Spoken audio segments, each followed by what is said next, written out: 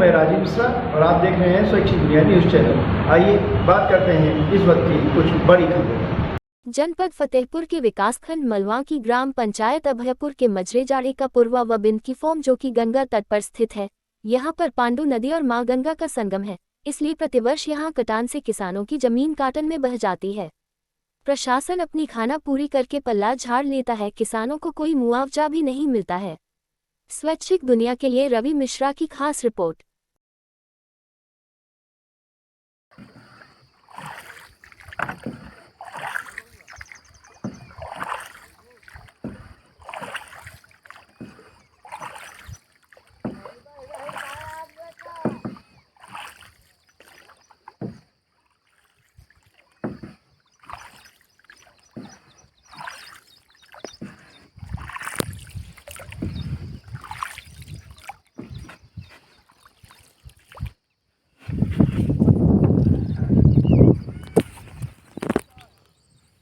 आज हम खड़े हैं एक ऐसे स्थान पर जहाँ पर ग्रामीणों का प्रत्येक साल गंगा जी की बाढ़ में कटान के द्वारा ज़मीन चली जाती है और वो केवल रो करके और अपना दुख दर्द एक दूसरे को बता करके ही रह जाते हैं।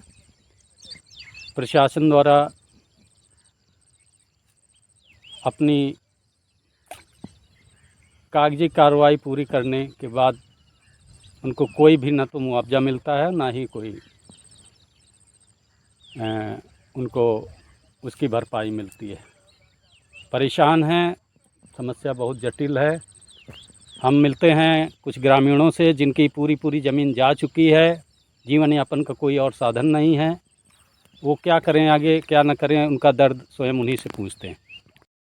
हमारे सामने हैं इस समय राजू और सुरेश। राजू की लगभग सभी ज़मीन जा चुकी है और इनका दुख दर्द कोई सुनने वाला नहीं है। ज़मीन लगभग गांव में सभी, किसी की कुछ गई है, किसी की पूरी गई है, किसी की जा चुकी है, कोई गांव छोड़कर ही जा चुका है। तो अब इनसे मिलते हैं, राजू से, ये अपना दर्द बताते हैं। आपका नाम क्या है? जी राजू। राजू, आपकी यहाँ ज़मीन कितनी थी?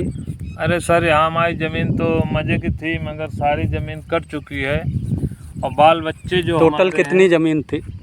टोटल ज़मीन तो हमारे नाम की 5 बीघे थी। अच्छा। 5 बीघे में कुछ नहीं बची। इसी बात में हमारे पिताजी की थी, वो भी कट चुकी है, और हमारे भाई साहब की थी, वो भी कट चुकी है।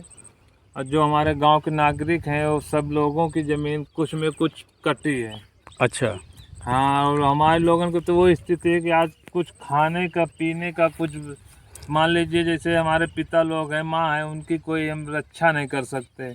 कोई माता पिता बुजुर्ग हैं? साधन नहीं है हमारा। माता पिता बुजुर्ग हैं? हाँ, एकदम बुजुर्ग हैं, उनकी कोई अब हालत नहीं है कुछ करने की। एकदम मान लीजिए बुढ़वा पेंशन, एकदम बुढ़वा है, एकदम से 80-90 की हैं, तो उनकी कोई हालत नहीं है। हम लोग की लड़का बिटिया शादी करने वाली हैं। आपके कितने बच्चे हैं? हमारे बच्चे तो एक है, मगर लड़कियां हमारे पास 3-4 ठो हैं। 4 लड़कियां, 1 लड़का? हाँ, 3-4 लड़कियां हैं, 1 लड़का है। अच्छा, लड़कियां बच्चियां पढ़ाई लिखाई उनकी? पढ़ाई लिखाई उनकी हम 2 की कर लिए हैं। इंटर उनको पास करा के शादी किए हैं, कुछ इंटर करा रहे हैं। अब बताइए उनका खर्चा पर्चा हम कैसे झेल सकते हैं, क्योंकि हमारे पास कोई अब दूसरा साधन नहीं है।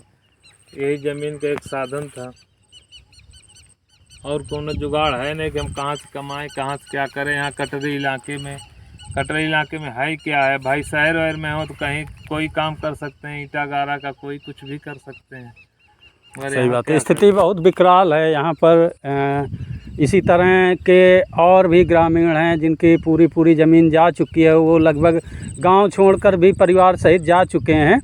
और समस्या ये है कि यहाँ पर अधिकारियों को अवगत कराया जाता है, फिर भी यहाँ पर वही प्रतिवर्ष ढर्रे का काम चल रहा है कि जैसे हर साल हो जाता है, अधिकारी अपना सुन करके कागज़ में नोट करके चले जाते हैं और कोई यहाँ पर इनका कोई आगे कोई मुआवजा टाइप का या कुछ इस तरह का नहीं मिल पाता है और धीरे धीरे पलायन कर रहे हैं, गांव खाली हो रहा है। ये बड़ी विषम स्थिति है, विकराल स्थिति है।